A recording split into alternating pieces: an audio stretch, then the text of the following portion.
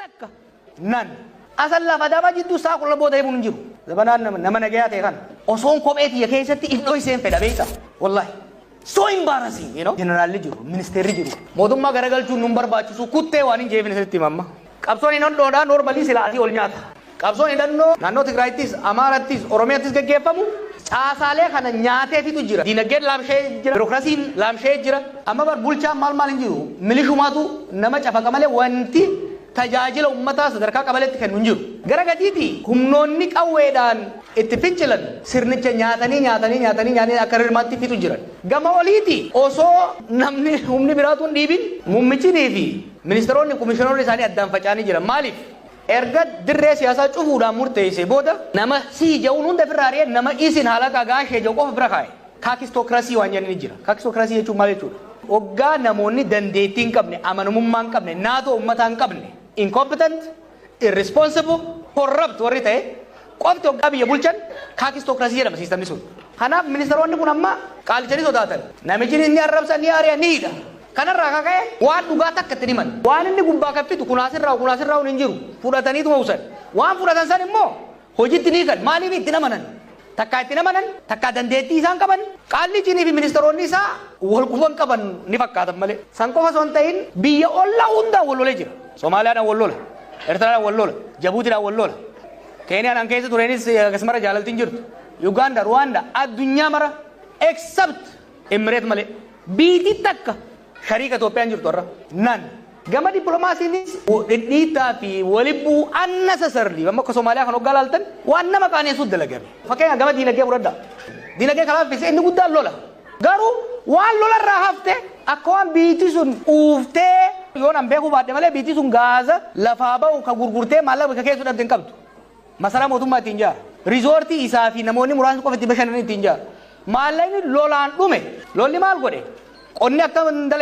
hin dalagamne godhe ganda keessan bilbila gaafadhaa keessattuu isin daasporaan waggaa biyya dheeytan finfinnumaa fi adaamaa fi dirree dhawaatti qamaatanii dhuydanii jaartii fuutanii galina ganda keessan dhagaa galaati ilaala ummata namni bahee galaan jiru dalagataan jiru naganni jiru asal lafa daba jidduu saa qulla booda himuun hin jiru investmentiin biraa haaraa dhufuu dhiisi biyya keessaa'u maallaqni bahee dhume sababa lolaatiin jechuudha wanni ammoo waachaa jirru tokko maqaa keenyaan bar kaleessa Oromoon hin bulchitu jenne hin dandeessu bikkaan dhaqetti an zamanaan keessattuu callise kana zamanaan nama nagayaa ta'e kana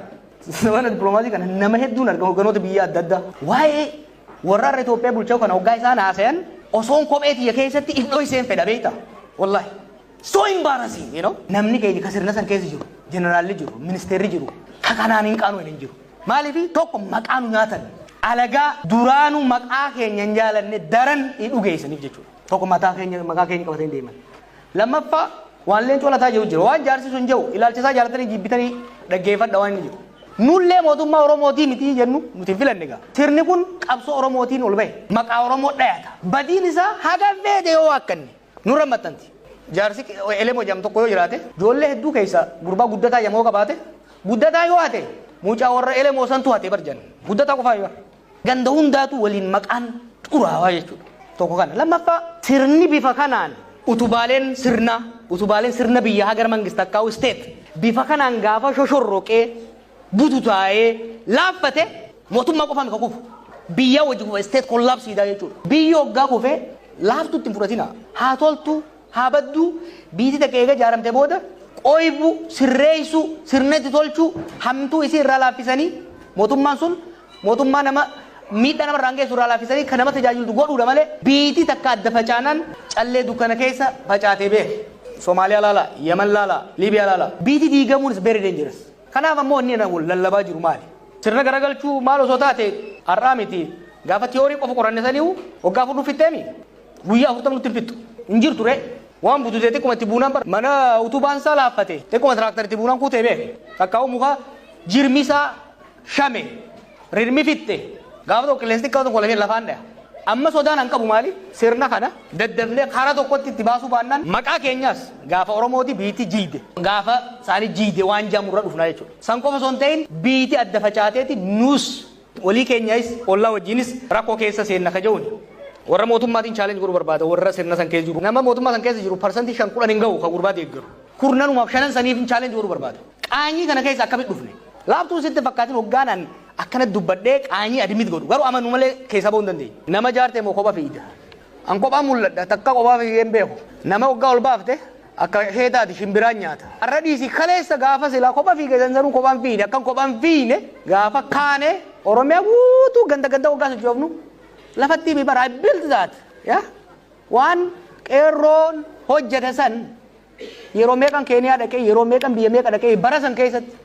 ijoollee leenjisaa turan jaaraa ture. Gaafa Singapore baradhu irraa kaasee hanga Ameerikaa jiru hanga paaspoora kiyyanarraa fudhatanitti every year Itoophiyaan deeman ture qorannoodhaaf jedhee nin qoradha nin leenjisa nin jaara. Amma faamoo akka ajaa'ibaatti jirra beek maal seete Itoophiyaa tana dur hoggaan biyya alaa ture fagoo irraa ilaala akkan tana dubraa takkatti hoggaan biyya gane bira dhaqeetiin qaqqabadhee arge hoggaan hidhamu macaroo keessa hin ol arge beek miilarraa hanga mataatitti jaarree jira nama.